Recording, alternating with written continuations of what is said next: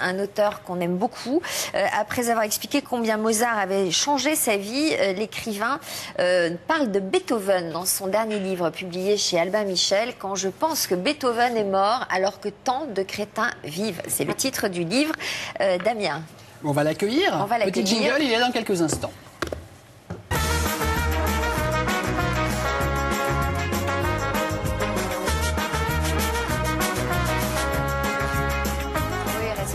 Bonjour, merci d'être là.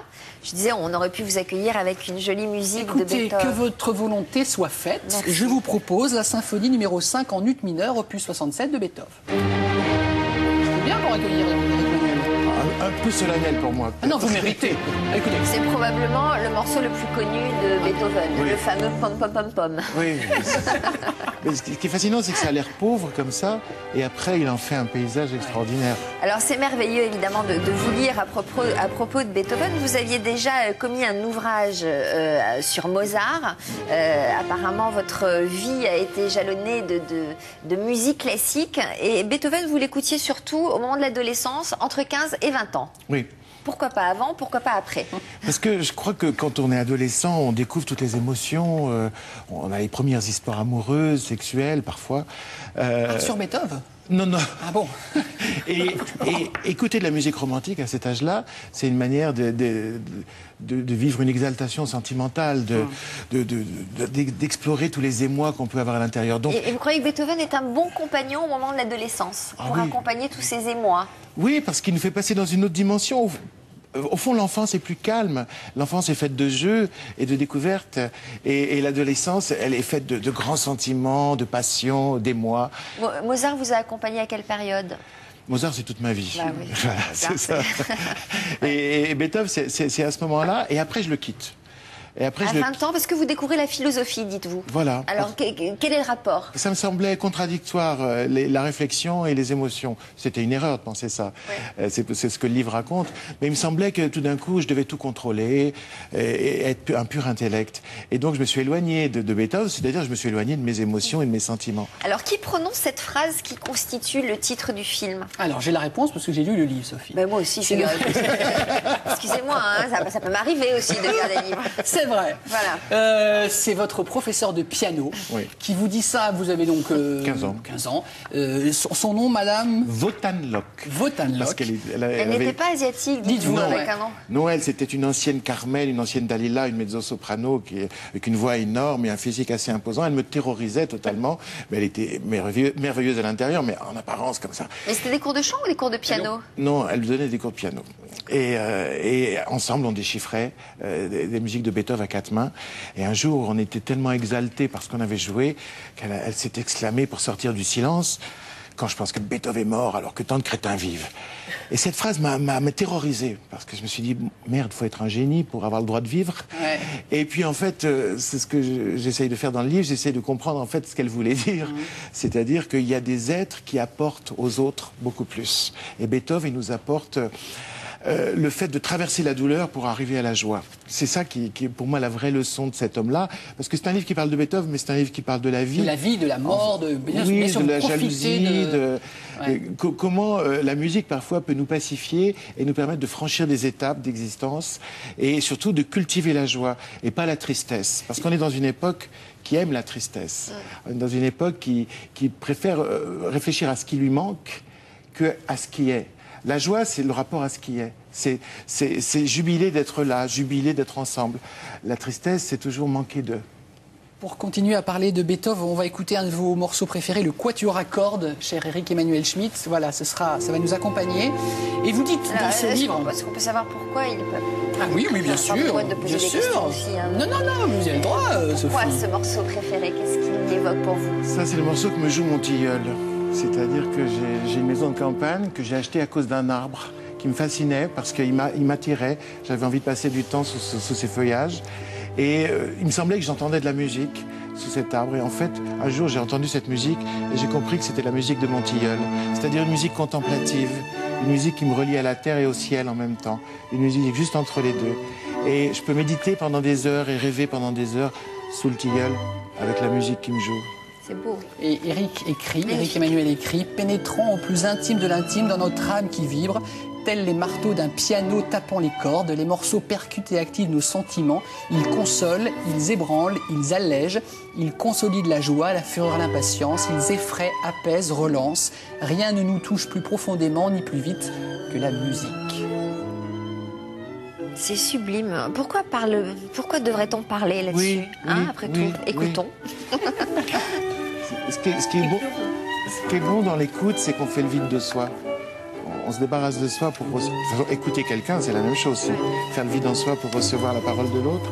Et la musique, c'est ça aussi. On a besoin de s'alléger de soi-même. Vous écoutez quelle musique pour écrire? Est-ce que vous écoutez de la musique pour écrire? Je ne peux pas écouter de la musique pour écrire.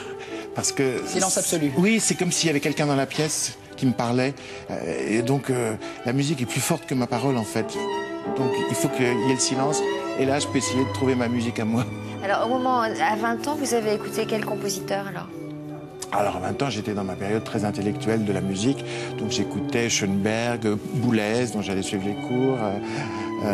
D'un abord moins facile. Oui, c'est une musique que j'aime toujours, mais l'erreur qu'on fait souvent à 20 ans, c'est qu'on est partial. C'est-à-dire on pense qu'il n'y a qu'une chose qui est bien et le reste, c'est de la merde. Et avec le temps, on apprend à aimer des tas de choses différentes et à accepter d'être aussi divers et complexes. On est tous faits de plusieurs couches. Et aujourd'hui, quel est le compositeur qui vous ébranle, qui joue... Schubert. Oui, Schubert. C'est comme un petit frère qui m'aide à... On a tous en nous un fond de nostalgie incroyable, on ne sait même pas d'où elle vient. Et dans Schubert, il y a ça, il y a ce rapport à comme un paradis essentiel qu'on a quitté pour essayer de vivre. Et il nous ramène à ce paradis-là. Vous savez, parfois les gens disent que Schubert, c'est un peu long. Et Stravinsky avait répondu qu'importe qu'on s'endorme si on se réveille au paradis. C'est joli. Alors, on va expliquer qu'il y a deux parties dans ce livre. Première partie, c'est l'essai, donc vous racontez votre découverte de Beethoven, pourquoi vous l'avez retrouvé aussi plus tard, vous découvrirez dans ce livre. Et puis, la deuxième partie, on est sur la même thématique, évidemment, Éric Emmanuel, mais c'est un roman, c'est une fable, c'est une nouvelle, intitulée Kiki van Beethoven. Et moi, j'ai beaucoup aimé parce que c'est la même trame, simplement, c'est transposé dans des personnages, notamment cette fameuse Kiki, qui est une personne âgée, soixantaine, pas âgée, mais voilà, qui a une soixantaine d'années, qui est dans une maison de retraite et qui va faire la découverte de Beethoven et qui va aller sur un banc dans un jardin public, oui, avec son poste. Hein, son gros poste qu'elle appelle Ralph, voilà, parce qu'il ressemble à un chien. Voilà. Et elle fait fuir tout le monde en écoutant Beethoven, y compris elle-même. Parce qu'en fait, cette femme qui a l'air d'aller bien, au théâtre, c'est Danielle Lebrun qui... On va voir des images, justement. Elle est au théâtre de la Bruyère, Danielle Lebrun, qui est belle, qui est magnifique, une comédienne sublime, qui interprète cette Kiki van Beethoven. Ouais. Et donc, il y a un jeune banlieusard qui ne connaît rien à la musique, qui va débarquer. Voilà, avec qui elle va se friter. Et puis finalement, il y a une amitié qui va se développer. On va écouter quelques secondes Danielle Lebrun sur scène. Non. Peut-être était-ce parce que j'avais Boubacar à mes côtés qui découvrait cette musique, attentif, étonné. Sa jolie bouche charnue entr'ouverte, ses longues mains qui caressaient le bois du banc, et ses oreilles vierges. Ou bien était-ce parce que ce qu'il m'avait dit, qui faisait de moi une malheureuse n'arrivant pas à mener son deuil. Danielle Lebrun sur la scène du théâtre La Bruyère, donc dans ce texte adapté donc sur scène, mise en scène de Christophe Lidon. Et oui, elle joue tous les rôles. Voilà, elle joue donc Boubacar. Ses copines à la maison de retraite, puisqu'elle est un peu la cheftaine. En apparence, c'est une femme qui a l'air d'aller bien. Là, on l'a pris dans un moment de nostalgie. Et en fait, il y a un deuil qu'elle n'a pas fait. Et la musique, la magie de la musique va opérer. C'est-à-dire, grâce à la musique, elle va accepter d'avoir un peu mal, accepter de souffrir un peu. Et du coup, elle va pouvoir traverser la souffrance et retrouver la joie. Alors, vous n'avez pas dit qu'il y a aussi un disque avec... C'est vrai, il y a un disque à l'intérieur du livre pour découvrir. Et alors surtout, il faut suivre les indications d'Éric Emmanuel, puisqu'à un moment donné, on vous dit, vous écrivez, là, à ce moment-là, il faut écouter la plage 2. Enfin, ce serait mieux pour être en adéquation avec votre écriture. Ce que font en fait les lecteurs, parce qu'ils me racontent, et les lectrices, c'est qu'ils lisent une première fois le livre, et puis après, ils le relisent en faisant les arrêts musique. En tout cas, c'est une idée extraordinaire, je trouve. C'est vrai que c'est formidablement généreux de de faire partager avec votre talent d'écriture la passion de la musique et d'amener ceux qui n'y sont pas encore venus à la découvrir. C'est totalement accessible, c'est souvent ça fait peur. Le prochain, ce sera sur Schubert? Oui. Et Bach aussi. Et il va sortir quand? Plus tard, ça c'est le but ultime. C'est toujours impressionnant, Bach. On a l'impression que c'est un juge, tandis que Schubert, je sais pas, mais bientôt. Est-ce que vous partez toujours à l'étranger pour trouver l'inspiration? Car là, c'était un voyage aux Pays-Bas, je crois, qui vous a redonné le goût de Beethoven. Oui, mais j'ai la chance d'être joué et publié dans tellement de pays que j'ai passé le mois de septembre au Japon, en Allemagne, en Italie et à Paris.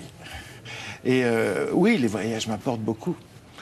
Écoutez, on est content de vous avoir reçu. Merci. On est absolument fan de ce que vous faites. Éric Emmanuel Schmitt, c'est publié chez Albin Michel, Quand je pense que Beethoven est mort alors que tant de crétins vivent. Merci d'être venu nous voir.